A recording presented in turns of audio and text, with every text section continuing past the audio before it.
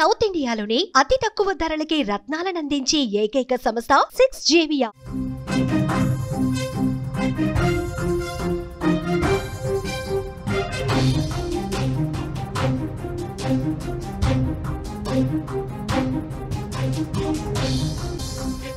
Breaking news చూస్తున్నాం. తెలుగు రాష్ట్రాల్లో కురుస్తున్న వర్షాలకు వాగులు వంకలు నదులు పొంగిపొర్లుతున్నాయి. తెలుగు రాష్ట్రాలతో పాటు ఎగువన కురుస్తున్న వర్షాలకు ప్రాజెక్టులన్నీ కూడా నిండు కుండలా మారిపోయాయి. ప్రస్తుతం శ్రీశైలం జలాశయానికి వరద ప్రవాహం ఇంకా కొనసాగుతూనే ఉందని చెప్పుకోవచ్చు. ఎగువ ప్రాంతాల నుంచి వస్తున్న భారీ వరదలతో ప్రాజెక్టు గేట్లు ఎత్తి నీటిని కిందకు విడుదల చేస్తున్నారు అధికారులు. ప్రస్తుతం శ్రీశైలం 10 గేట్లను 10 అడుగుల మేర ఎత్తివేశారు. జురాల నుంచి 1,77,427 క్యూసెక్కుల నీరు, సుంకేసుల నుంచి 11,238 క్యూసెక్కుల నీరు వస్తోంది. మొత్తంగా ప్రాజెక్టులోకి 1,88,665 క్యూసెక్కుల ఇన్ఫ్లో ఉండగా 3,32,257 క్యూసెక్కుల అవుట్ఫ్లో ఉంది. ప్రాజెక్టు పూర్తిస్థాయి నీటి మట్టం 885 అడుగులు కాగా ప్రస్తుతం 882.70 అడుగులుగా ఉందని చెప్పుకోవచ్చు.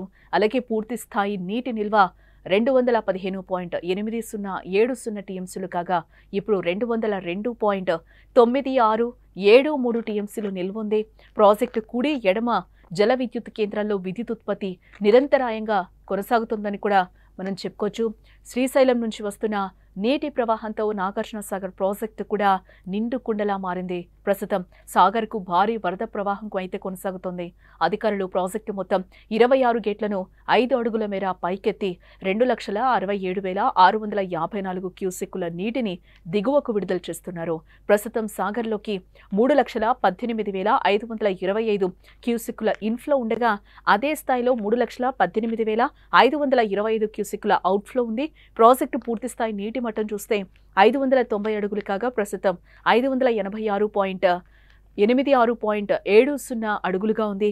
ప్రాజెక్టులో ప్రస్తుతం 303.9495 టీఎంసీల నీటి నిల్వ ఉంది. పూర్తిస్థాయి సామర్థ్యం 312.0450 టీఎంసీలు. ప్రధాన జల విద్యుత్ కేంద్రంలో విద్యుత్ ఉత్పత్తి అయితే నిరంతరాయంగా కొనసాగుతుందని చెప్పుకోవచ్చు. ఈ వరద ప్రవాహం కింద ఉన్న లోతట్టు ప్రాంతాల ప్రజలకు అధికారుల నుంచి హెచ్చరికలు కూడా జారీ అయినట్లుగా మనకు తెలుస్తోంది. వర్షాల ప్రమాదాలను కూడా తెచ్చిపెడుతున్నాయి. పోచారం ప్రాజెక్టుకు వస్తున్న వరద ప్రమాదకర స్థాయిలో ఉందని చెప్పుకోవచ్చు. నిన్న ఉదయం నుంచి కూడా కురుస్తున్న భారీ వర్షాలకు ప్రాజెక్టులోకి 1,00,000 క్యూసెక్కుల వరద వస్తుంది. పోచారం ప్రాజెక్టు డిజైన్ సామర్థ్యం 70,000 క్యూసెక్కులు మాత్రమే. కానీ ఇప్పుడు ప్రాజెక్టుకు 1,15,825 క్యూసెక్కుల ప్రవాహం అయితే వస్తోంది. దీంతో ప్రాజెక్టు పరిసర గ్రామాల ప్రజలు భయాందోళనలో ఉన్నట్లుగా కూడా తెలుస్తోంది. అధికారులు అప్రమత్తంగా ఉండి పరిస్థితిని నిరంతరాయంగా సమీక్షిస్తున్నారు. ఏమాత్రం అజాగ్రత్తగా ఉన్నా కూడా భారీ ప్రమాదం జరిగే అవకాశం ఉంది అని కూడా అంటున్నారు. ఇటు భద్రాద్రి కొత్తగూడెం జిల్లాలోని చర్ల వద్ద ఉన్న తాలిపేరు ప్రాజెక్టులోకి వరద నీరు భారీగా వచ్చి చేరుకుంటోంది. దీంతో అధికారులు ప్రాజెక్టులోని మొత్తం 24 గేట్లను ఎత్తివేసి 57,000 క్యూసెక్కుల వరద నీటిని దిగువకు విడుదల చేశారు. ఈ నీటి విడుదల కారణంగా భద్రాచలం వద్ద గోదావరి నీటి మట్టం కొంత తగ్గుముఖం పట్టిందని చెప్పుకోవచ్చు. ప్రస్తుతం గోదావరి నీటి మట్టం మళ్లీ 30 అడుగుల వరకు చేరుకున్నట్లుగా కూడా మనకి తెలుస్తోంది. అటు జూరాల ప్రాజెక్టు గేట్లకు ప్రమాదం పొంచి ఉంది.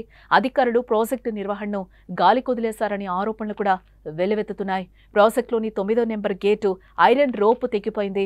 అలాగే 12, 16, 24, 26వ గేట్ల రోప్స్ కూడా లూజ్ అయిపోయాయి. గేట్లను పైకెత్తడానికి ఉపయోగించే ఐరన్ రోప్ హుక్స్ కూడా ఇవి.